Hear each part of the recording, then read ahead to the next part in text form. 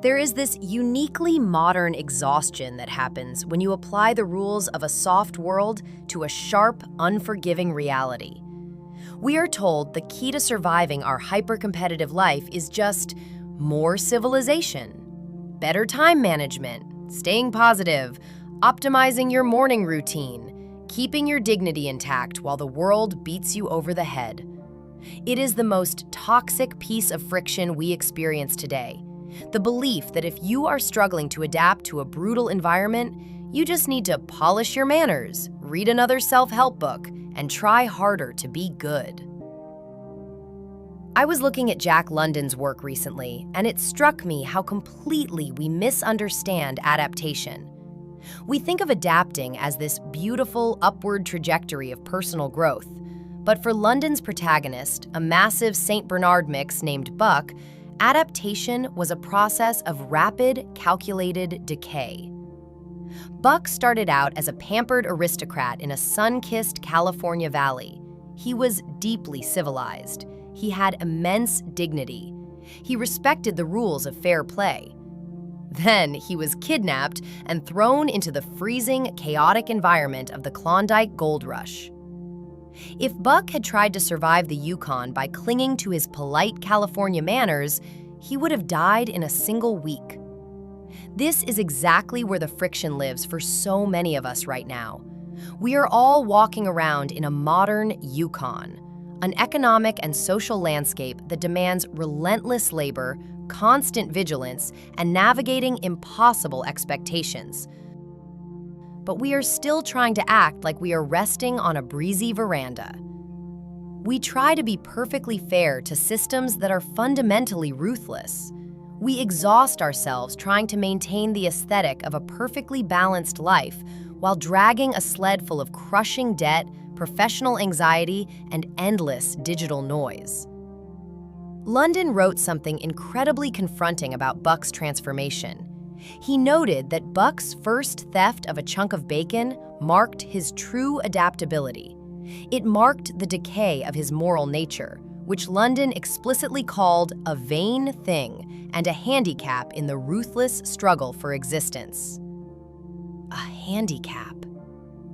I'm not telling you to go out and become a literal wolf, but look very closely at the expectations you are breaking your own back to uphold.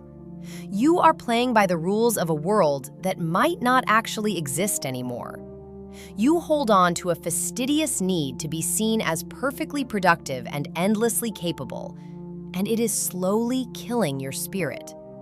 You are trying to drag a 1,000-pound sled of modern expectations while forcing a polite smile, and then you sit around wondering why your soul feels severely frostbitten. The modern world does not care about your perfectly color-coded calendar or your polite emails. It only cares if you can keep pulling the sled. When you find yourself in an environment that is fundamentally hostile to your well-being, the refusal to let go of your old ideals is not a sign of nobility. It is a sign of immense danger. People burn out, cry in their cars before walking into the office, completely shattering under the weight of it all. And yet, their very first thought is always, I need to be more disciplined. I need to wake up earlier. I need to optimize my suffering so it looks prettier on the outside. You do not need to optimize the sled. You need to stop pretending you are still in the sunny valley. You need to acknowledge the ice, the cold, and the heavy clubs that are swinging at you. Buck survived because he watched how the ugly rules of the wild actually worked and accepted them without romanticizing his past. He realized quickly that fair play was a forgotten code. When the man in the red sweater beat him with a club, he didn't try to reason with the man or deeply analyze his own shortcomings to find out why he deserved it. He just learned the lesson of the club. He learned that some forces in this world are just brutal, and you must navigate around them rather than absorb them. You do not try to hug the club. You just get out of its way. In our lives, we keep trying to hug the club. We try to find deep emotional meaning in a toxic workplace. We try to be best friends with a culture that views us entirely as raw labor. Life feels so incredibly hard to adapt to right now because we are experiencing a massive environmental shift, much like Buck landing in the snow. And your body absolutely knows it. That low-grade panic you feel on a Sunday night, the way your jaw is constantly clenched, the absolute dread of simply looking at your phone to see another notification, that is your primal instinct trying to warn you that the environment has changed. Meanwhile, your civilized brain keeps insisting you should just write a gratitude list and push through the pain. It is exhausting to constantly fight your own instincts. It drains the very energy you desperately need to actually survive. True adaptation to a difficult modern world is not about adding layers of fake positivity or learning a productivity hack. It is almost entirely about subtraction. It is about an unapologetic ruthlessness regarding what you will no longer tolerate and what you will no longer expend your precious energy upon. Buck stopped being a dainty eater.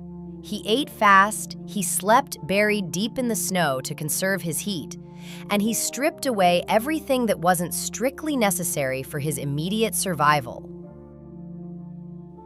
What fastidious habits of mind are you clinging to? The attempt to keep a spotless house while working 60 hours a week? The illusion that being perfectly compliant keeps you safe? To survive a brutal, highly demanding landscape, you have to initiate your own strategic decivilization. You do not have to burn your entire life down today, but you absolutely must stop feeding the illusion of the valley. Identify exactly one civilized expectation you are currently punishing yourself for not meeting. Just one single thing. Maybe it is the unspoken rule that you have to respond to every non-urgent message within 5 minutes of receiving it.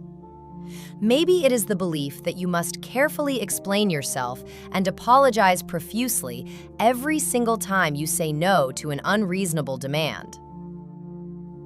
Look closely at that rule. Recognize it as an artifact of a much softer world that you do not currently live in. And then, just for today, deliberately drop it. Let the text message sit there unread. Say no with zero justification. Let the social friction happen. Feel the cold air against your face. Notice that the sky does not fall. Survival is not about being the most perfectly behaved person in a harsh world. It is about recognizing what the world actually is, saving your energy for the things that truly matter, and giving yourself permission to stop playing by the rules of a game you never wanted to join.